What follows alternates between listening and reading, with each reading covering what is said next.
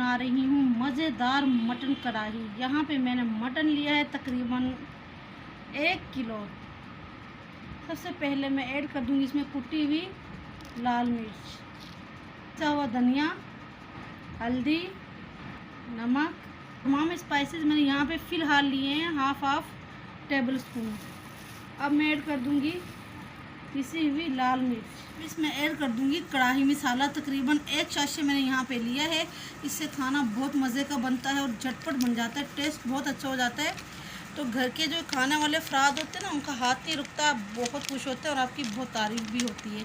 वैसे तो आप चाहें पूरी जो रेसिपी है इसी मसाला से बना रहे हैं, तैयार मसाला से, लेकिन कुछ मैं घर के मसाले भी ऐड करती हूँ, तो इससे क्या होता है मज़ा जो है ना बहुत ज़बरदस्त हो जाता है। और यहाँ पे मैंने लिया है पपीता 1 टेबलस्पून। मैं ये भी ऐड करूँगी, गोश्त गलाने के काम आता है। अगर आपके पास पपीता नहीं है तो आप कचरी पाउडर का भी इस्तेमाल कर सकती हैं। तो मैं इसमें ऐड कर दूँगी तकरीबन 1 टेबलस्पून भर के लहसुन अदरक का पेस्ट। और यहाँ पे मैंने लिया है हाफ लेमन का जूस भी मैं ऐड कर दूँगी। बिस्मिल्लाहिर्रहमानिर्रहीम। तमाम मसालों को अच्छी तरह से मैं मिक्स कर लूँगी और गोश्त को रख दूँगी आधे घंटे के लिए, ताकि जो है ना तमाम मसालों की खुशबू जो है गोश्त में अच्छी तरह से रच बस जाए। वैसे अगर आप चाहें तो ओवरनाइट के लिए भी रख सकती हैं। अगर आपके मेहमान आ रहे हो तो आप 1 दिन पहले भी मसाले वगैरह लगा के फ्रीज़र में रख सकती हैं। इससे बहुत अच्छा टेस्ट हो जाता है। उसके बाद निकाल के झटपट से पका लें, बहुत आसान हो जाता है। ऐसे मसाले जो हैं मैंने अच्छी तरह से मटन पे लगा दिए हैं। मैं रख दूँगी आधे घंटे के लिए। बिस्मिल्लाहिर्रहमानिर्रहीम। अब मैंने जो है ना ऑयल रख दिया है चूल्हे पे गर्म होने के लिए। अच्छा, वैसे मैंने ऑयल ना बहुत कम लिया है, क्योंकि आपको पता है कुर्बानी का जो गोश्त होता है उसमें ना ऑयल कम ही जाता है, क्योंकि चिकनाई ज़्यादा होती है। और यहाँ मैंने लिए 2 आधे छोटे प्याज, ये मैंने ग्रेट कर लिए हैं। अच्छा, प्याज जो है ना मैं हल्के से लाइट से ब्राउन करूँगी, ज़्यादा डार्क कलर इनका नहीं करना, क्योंकि हम लोग बना रहे हैं मटन कढ़ाई। देखिए प्याज जो है लाइट ब्राउन हो चुके हैं। अब इसमें ऐड कर दूंगी मटन। बिस्मिल्लाहिर्रहमानिर्रहीम।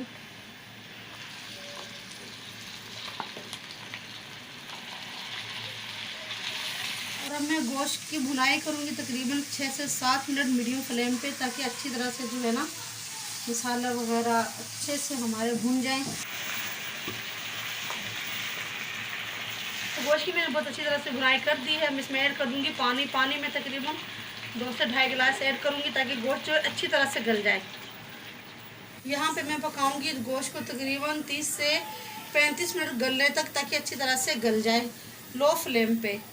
अब इसमें ऐड कर रही हूँ बारीक कटे हुए टमाटर। ये मैंने 3 से 4 आदद लिया, और ना मैंने इनका ना छिलका जो है ना वो हटा दिया है।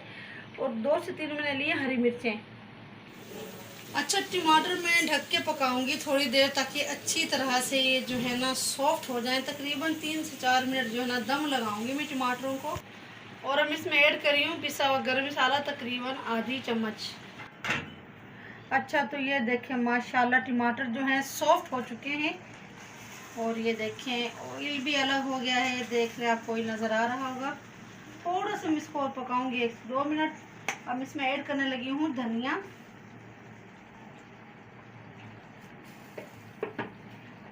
और हरी मिर्चें। ये देखिए कटी हुई 2 से 3 साबित हरी मिर्चें।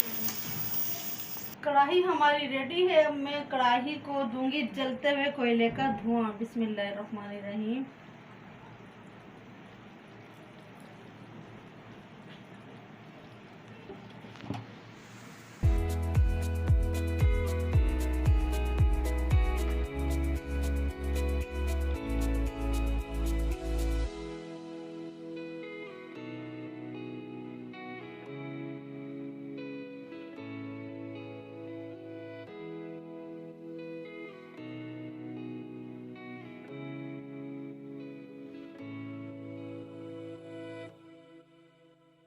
तो ये देखिए माशाल्लाह मटन कढ़ाई तैयार है। मुझे उम्मीद है आपको आज की रेसिपी अच्छी लगी होगी।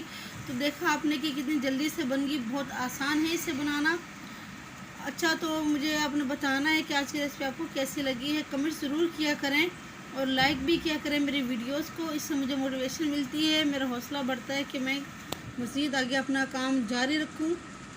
तो मुझे दीजिए इजाज़त, मिलती हूँ किसी न्यू रेसिपी के साथ। तब तक दुआ में याद रखिएगा। अल्लाह हाफिज़।